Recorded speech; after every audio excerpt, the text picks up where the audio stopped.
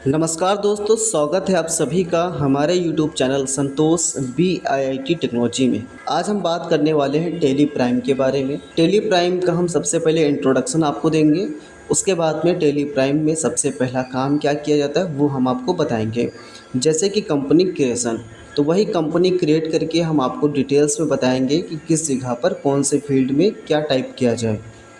तो चलिए ज़्यादा समय ना लेते हुए वीडियो को शुरू करते हैं।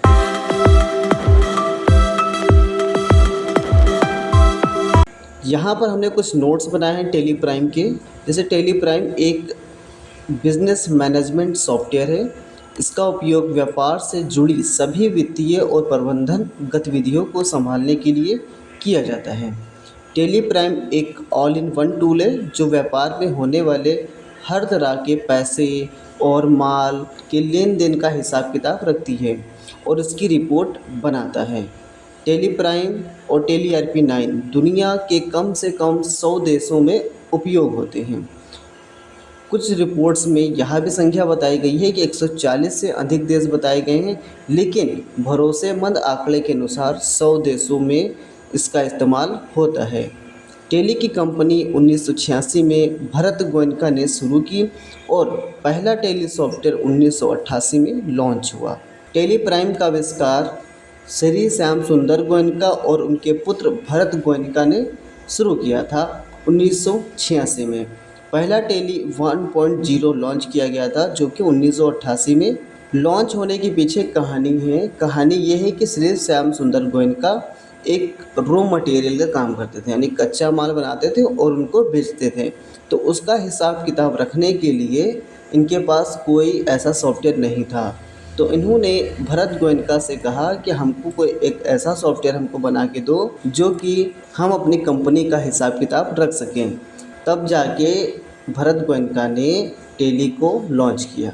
अब देखो टेली प्राइम में क्या क्या कर सकते हैं। टेली प्राइम में हम अकाउंटिंग कर सकते हैं, इन्वेंट्री मैनेजमेंट कर सकते हैं, बैंकिंग का काम कर सकते हैं, टैक्सेशन कर सकते हैं, पेरोल कर सकते हैं, रिपोर्ट्स तैयार कर सकते हैं।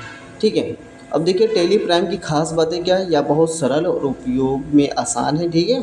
और नॉन IT और नॉन अकाउंट पृष्ठभूमि वाले लोग भी इसे चला सकते हैं। कहने का मतलब ये, अगर कोई अकाउंटिंग कर चुका है, कोर्स किया है या नहीं किया है, वो इसे सीख कर ईज़िली चला सकता है। जानकारी ढूंढना आसान होता है और एक जैसे विकल्प होते हैं तो जिसे इस्तेमाल करना आसानी होता है। बिना रास्ता यात्रियों सीधे नेविगेट करना कर सकते हैं। व्यापार को तेज़ी से आगे बढ़ाने में मदद करता है। अब देखिए यहाँ पे टेली प्राइम का इतिहास है। यहाँ पे देखिए हमने कुछ फिर से बना दिया यहाँ पे। और इसकी जो बात की जाए, इसका जो है 1999 में इसका नाम बदलकर टेली सॉल्यूशन रख दिया गया था। अब देखिए बात की जाए कि टेली प्राइम को कब लॉन्च किया गया था। टेली प्राइम को 2020 में लॉन्च किया गया था। इसका मुख्यालय कहाँ है टेली का? बेंगलुरु में है। बेंगलुरु के कर्नाटक भारत में है। ठीक है। और इसकी आधिकारिक वेबसाइट की बात की जाए तो इसकी वेबसाइट हमने यहाँ पे दे दी है, telisolution.com इसकी वेबसाइट है ऑफिशियल। उसके बाद इम्पोर्टेंट फैक्ट क्या है, देखिए यहाँ पे हमने इम्पोर्टेंट फैक्ट लिख दिए गए हैं। 1988 में क्या हुआ दोस्तों? 1988 में पीट्रॉनिक्स फाइनेंशियल अकाउंट का नाम बदलकर टेली रखा गया था। ठीक है। अब बात करते हैं 1999 की। 1999 में क्या हुआ? इस कंपनी ने अपना नाम बदलकर टेली सॉल्यूशन रखा। ठीक है। इस कंपनी ने अपना नाम बदलकर टेली सॉल्यूशन रख दिया। अब देखिए दोस्तों 2001 में कंपनी ने इस वर्ष टेली 6.3 को लॉन्च किया और वर्जन में अकाउंट के अलावा एजुकेशन वर्जन को भी लॉन्च किया। मतलब इस 2001 में क्या हो गया, आप इसे सीखने के लिए भी यूज़ कर सकते थे। उसके बाद 2005 में आ गए। 2005 में क्या हुआ, टेली और भी अच्छे डिज़ाइन के साथ बाज़ार में लॉन्च किया गया, जिससे सबसे मुख्य फीचर्स था वैट यानी वैल्यू एडेड टैक्सेशन, जो भी भारतीय कस्टमर्स के लिए बहुत उपयोगी था। यह टेली 7.0 वर्ज़न था। मतलब इस साल जो लॉन्च किया गया वो टेली 7.2 वर्ज़न था। ठीक है। अब बात किया 2006 की। 2006 में क्या हुआ, इस वर्ष कंपनी ने टेली के अलग अलग वर्ज़न को उतारा था, जिनमें से एक टेली 8.1 था और दूसरा टेली 9 था। ठीक है। इसमें क्या हुआ, दो अलग अलग वर्ज़न उतारे अलग अलग डिज़ाइन के साथ। इस वर्ज़न में टेली को विभिन्न लैंग्वेज के साथ मार्केट में उतारा था। मतलब इसमें लैंग्वेज भी अलग-अलग कर दिए गए। जैसे गुजरात में तो गुजराती लैंग्वेज कर सकते हो, नेपाल में तो नेपाली लैंग्वेज, इंग्लिश, हिंदी सब तरह की लैंग्वेज को यूज़ कर सकते थे। अब बात की जाए 2009 की, तो 2009 में इस वर्ष क्या हुआ, टेली ईआरपी 9 का लॉन्च किया। अब टेली ईआरपी का पूरा नाम क्या होता है, enterprise resource planning software. ERP का नाम होता है, टेली का नाम होता है total accounting leading list year होता है, और ईआरपी का नाम होता है इंटरप्राइज रिसोर्स प्लानिंग।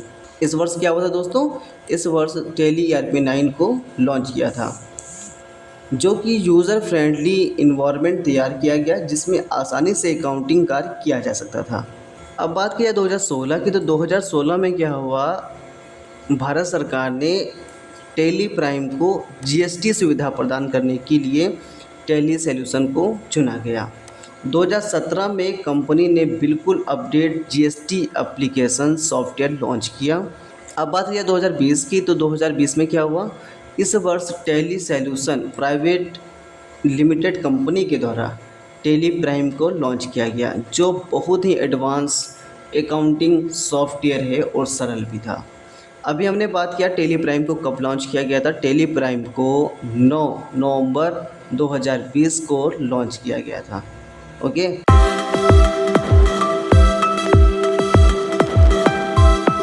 अब बात करते हैं, अब हम आ जाते हैं अपनी कंपनी क्रिएशन के ऊपर कि कंपनी क्रिएट कैसे करते हैं टेली में, वो जानते हैं। तो यहाँ पे हमने कुछ स्टेप बाय स्टेप हमने डिटेल्स भी दी गई है यहाँ पे कैसे कर सकते हैं। तो हम यहाँ पर डायरेक्टली आपको प्रैक्टिकल करके दिखाते हैं, ठीक है। यहाँ पर आप देख सकते हैं टेली प्राइम जो लेटेस्ट वर्जन है वही हम आपको सिखाने वाले हैं। अब हम इसके ऊपर डबल क्लिक करके इसको ओपन कर लेते हैं। जैसे हम इसको ओपन करेंगे तो देखिए आपका इंटरफेस कुछ इस तरीके का दिखेगा। यहाँ पर कंटिन्यू इन एजुकेशन मोड दिखा रहा है और यूज़ लाइसेंस फ्रॉम नेटवर्क दिखा रहा है, रीएक्टिवेट एग्जिस्टिंग लाइसेंस दिखा रहा है और एक्टिवेट न्यू लाइसेंस दिखा रहा है, ठीक है। अब देखिए हम सारी चीज़ों को एक एक करके सभी को समझेंगे। देखिए हमने कुछ इस तरीके से इसका इंटरफेस का स्क्रीनशॉट लेके इसके बारे में सभी पार्ट्स के बारे में लिखा हुआ है। जैसे कंटिन्यू इन एजुकेशन मोड का मतलब क्या हुआ कि यह बिना लाइसेंस के टेली को चलाना होता है, लेकिन इसमें कुछ पाबंदियां हैं।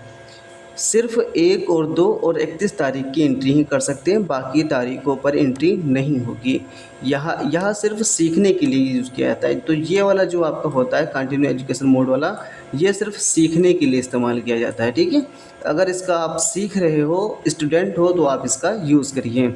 यूज़ लाइसेंस फ्रॉम नेटवर्क, इसका मतलब क्या हुआ, अगर आपके ऑफिस के किसी और कंप्यूटर पर लाइसेंस पहले से चालू है तो आप उसी का इस्तेमाल कर सकते हैं। जैसे आपके बॉस के कंप्यूटर पर टेली का लाइसेंस है तो आप उसे अपने सिस्टम में इस्तेमाल कर सकते हैं। ओके, तो देखो यूज़ लाइसेंस का इसका मतलब समझ में आ गया होगा। अब देखिए रीएक्टिवेट एग्जिस्टिंग लाइसेंस, इसका मतलब क्या हुआ, अगर आपने पहले से टेली ख़रीदा है और अब फिर से उसे चालू करना चाहते हैं, जैसे नया सिस्टम लगाया हो या फॉर्मेट किया हो, तो इस ऑप्शन से कर सकते हैं। एग्ज़ाम्पल पुराना लाइसेंस फिर से चालू करना, ठीक है। अब एक्टिवेट न्यू लाइसेंस, इसका मतलब क्या हुआ कि आपने नया टेली खरीदा है और पहली बार लाइसेंस चालू करना है, तो उसके लिए आपके पास ज़रूरी चीज़ें जो होनी चाहिए वो है आपका सीरियल नंबर होना चाहिए, आईडी कार्ड होना चाहिए, ये सारी चीज़ें आपके पास होनी चाहिए और ईमेल होना चाहिए। अगर ये चीज़ें हैं तो आपको मिल जाएगा, अगर ये चीज़ें नहीं हैं तो आपको नहीं मिलेगा। ओके, समझ में आया। अब देखिए यहाँ पर वही चीज़ें यहाँ पे दिखा रहा है आपकी टेली में, ये सारी चीज़ें समझ में आ गया होगा कि कंटिन्यू एजुकेशन मोड का मतलब क्या हुआ, इसका मतलब सभी की चीज़ें हमने बता दिया है। तो हमको सीखना है, सिर्फ क्या करना है, सीखना है। तो सीखने के लिए हम आ जाते हैं कंटिन्यू इन एजुकेशन मोड पर। जैसे ही इसके ऊपर क्लिक करेंगे तो यहाँ पर आपके सामने कुछ इस तरीके का इंटरफेस दिखेगा, ठीक है। तो यहाँ पर पहले से मेरे पास ये कंपनी बनी हुई है, ठीक है, ये इतनी सारी कंपनियाँ बनी हुई हैं, लेकिन आपके पास हो सकता है ये सारी चीज़ें ना दिखें, ठीक। तो आपको क्या करना है, यहाँ पर आपको दिखेगा क्रिएट कंपनी, इसके ऊपर क्लिक करेंगे। इसके ऊपर क्लिक करने के बाद यहाँ से इसको एंटर करके ओपन कर लेंगे। ओपन करने के बाद यहाँ पर आपसे पूछेगा कंपनी नेम, ठीक है। तो हमने यहाँ पर नोट्स में अपने कंपनी का फुल डिटेल्स कैसे फिल किया जाएगा वो सारी चीज़ें हमने यहाँ पे दिखाई हैं। आप यहाँ पे देख सकते हैं कि यहाँ पर हमने जो कंपनी नेम दिया है वो digital computer hardware Santosh Singh दिया हुआ है, और मेलिंग नेम में डिजिटल कंप्यूटर हार्डवेयर सिर्फ इतना ही दिया है। तो अब देखिए यहाँ पर और यहाँ पर अंतर क्या हुआ, दोनों चीज़ों को समझेंगे हम। अब देखिए कंपनी नेम हम यहाँ पे दे देते हैं, जैसे हमने दिया यहाँ पर डिजिटल ट्रेडर्स, ठीक है, और यहाँ पर हमने दे दिया संतोष सिंह। अब देखिए मेलिंग नेम में जैसे इंटर करेंगे वो सेम टू सेम आ जाएगा। अब देखिए दोनों का सेम टू सेम होना क्या ज़रूरी है? नहीं, ये आपको पता होगा कि हम अपनी टेली में एक से अधिक कंपनियों का डाटा मैनेज कर सकते हैं, ये तो आपको पता ही है। तो जैसे कि अब आपको पता है कि यहाँ पर ये मेरा संतोष सिंह का है, ठीक है। अब मेलिंग नेम का तात्पर्य ये होगा कि आपकी जो इनवॉइस होगी उसके ऊपर बिल पर क्या नाम लिख कर आए, इनवॉइस पर क्या नाम लिख कर आए। अगर आप चाहते हैं संतोष लिख कर आए संतोष सिंह तो आप डालिए, नहीं चाहते हैं तो नहीं डालिए, लेकिन इनवॉइस के हेडिंग में संतोष सिंह लिख कर आएगा थोड़ा अच्छा नहीं लगेगा। इसलिए यहाँ पर क्या करते हैं हम यहाँ पे कि संतोष सिंह को हटा देते हैं, ठीक है। यहाँ पर हम डिजिटल ट्रेडर्स को ही रख सकते हैं। क्लियर हुआ? अब देखिए यहाँ पे एड्रेस की बात की जाए तो एड्रेस में हम यहाँ पे दे देते हैं देवा बाराबंकी, ठीक है, दे दिया। उसके बाद स्टेट आपसे पूछेगा, स्टेट में हम दे देंगे उत्तर। यू आपको टाइप करना है, आपको यहाँ पे लिस्ट ऑफ स्टेट मिल जाएगा, ठीक है। यहाँ पे यू टाइप करेंगे वैसे ही हमको उत्तर प्रदेश मिल जाएगा। हम डाउन एरो से आके या इसी के ऊपर क्लिक करके इंटर कर सकते हैं। जैसे इंटर करेंगे वो इससे ही आपसे पूछेगा पिन कोड नंबर, तो 225301 हम अपना पिन कोड दे देते हैं। और यहाँ पर आपसे टेलीफ़ोन नंबर आपसे पूछेगा, अगर आपके पास टेलीफ़ोन नंबर है तो आप यहाँ पे दे सकते हैं। तो हमने कुछ डमी टेलीफ़ोन नंबर दे दिया है। और अब यहाँ पर मोबाइल नंबर आपसे पूछेगा तो मोबाइल नंबर हम यहाँ पे दे देते हैं। तो यहाँ पर हम डमी मोबाइल नंबर भी दे देते हैं। और फैक्स नंबर आपसे पूछेगा तो फैक्स नंबर पहले के ज़माने में यूज़ किया जाता था लेकिन अब नहीं यूज़ किया जाता, ठीक है। फैक्स नंबर होता क्या है ये आप जान लीजिए। जैसे कि पुरानी पिक्चरों में आपने देखा होगा कि इधर से वो डाटा प्रिंट करते थे, इधर से वो टाइप करते थे, लेकिन दूसरे प्रिंट आउट पर वो निकल आता था। अब बात की जाए ईमेल की, तो ईमेल यहाँ पे हम दे देते हैं अपनी। यहाँ पर हमने ईमेल दे दी। यहाँ पर अगर आपके पास वेबसाइट है तो वेबसाइट आप यहाँ पे दे सकते हैं, अदरवाइज़ यहाँ पे इंटर करके आगे बढ़ सकते हैं।